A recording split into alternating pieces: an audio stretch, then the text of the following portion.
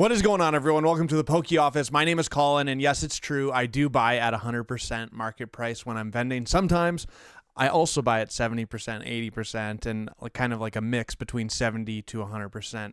But if I put that in the title, I think it would have been a lot less catchy of a title. So, but I do legitimately buy at 100% market price occasionally, and I'm going to tell you why. So it kind of comes down to two things, and I really think this sets me apart from some other vendors who, I'm going to be honest, when I'm walking around a room, other people are like offering 65, 70%. And to me, that just really feels like a slap in the face, especially when their pricing is 110 to 125% of market price. So they're really like trying to maximize profit every transaction. And that's just not really the way I like to do business. I like to be fair. I like to build relationships with people so that they come back to my table and they search me out for when I'm going to the next event in and around British Columbia where I live or wherever I'm going. And then they message me on Facebook and all the things. And like, we actually build real relationships. I know people's names and I know what they like. And then they start selling to me more often. So that being fair and being like just generally a fun person to hang around with, I think actually benefits me in the future. But the two things I'm looking for if I'm actually going to pay like a really premium percentage on some cards is, number one, it needs to be like a big chase card that I think I can move right quick. I basically, if I'm going to do this risk, let's call it, then I want to be able to move that card on the same day at the same venue. So I need it to be a big chase card. I'm talking about things like the Team Rocket's Mewtwo or the Cynthia's Garchomp or the Red Victinis from Black Boulder White Flare, those kind of cards.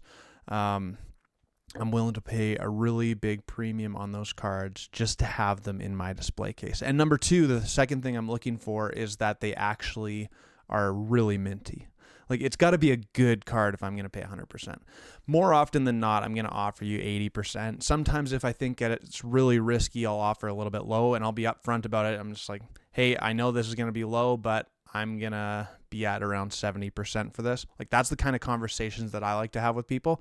Just to be upfront, I don't want to be any type of scummy where I'm trying to skirt the issue and pretend that I'm giving them a good price even though I'm not.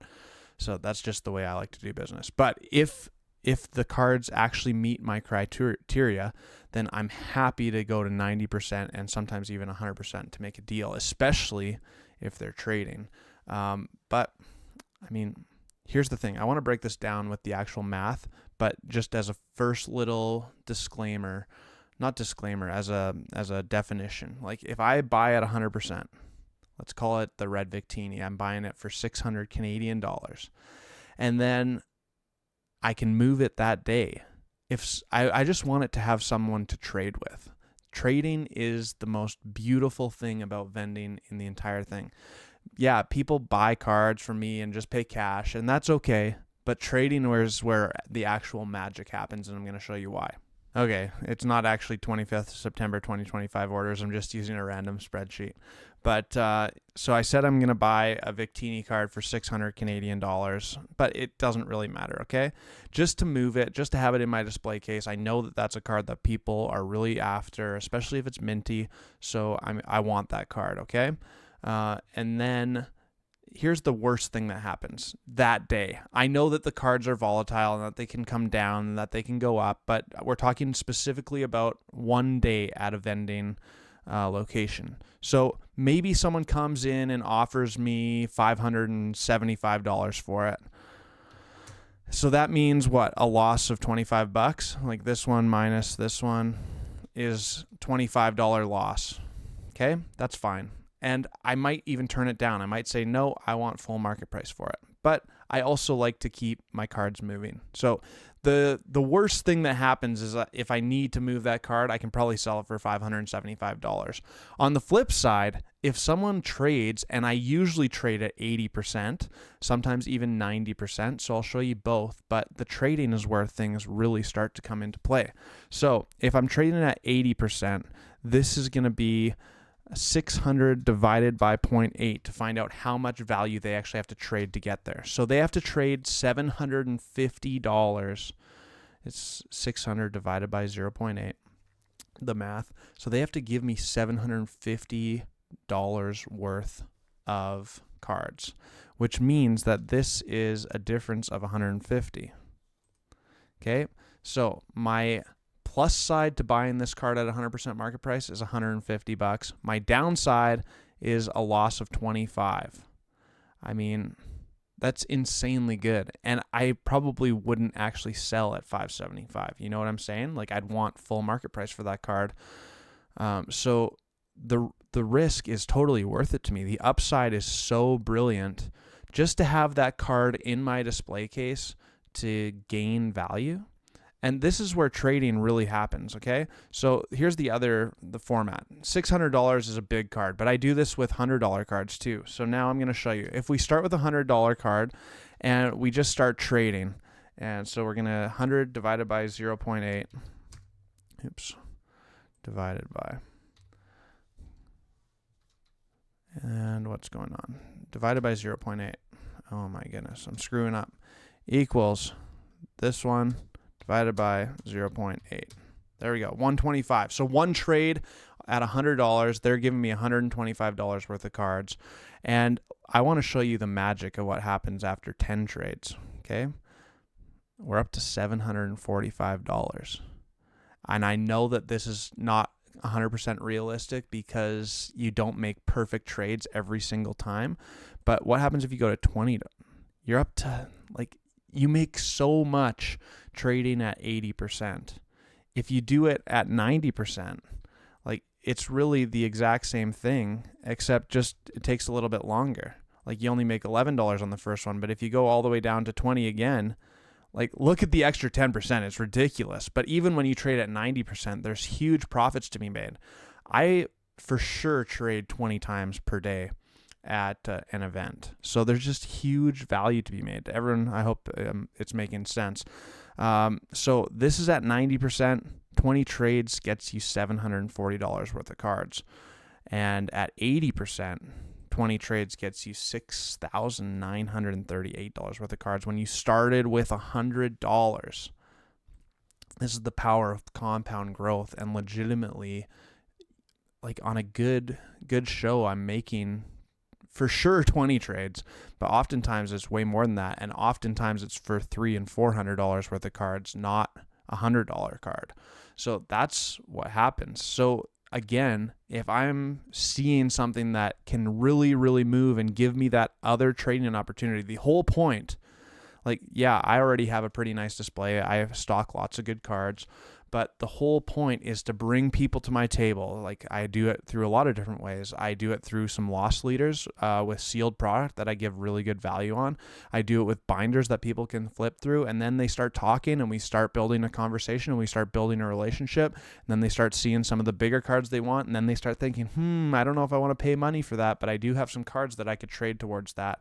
And this is the power of vending. So I think it really sets me apart because I see so many people, and so many people actually, I'm probably going to get some flack on this video.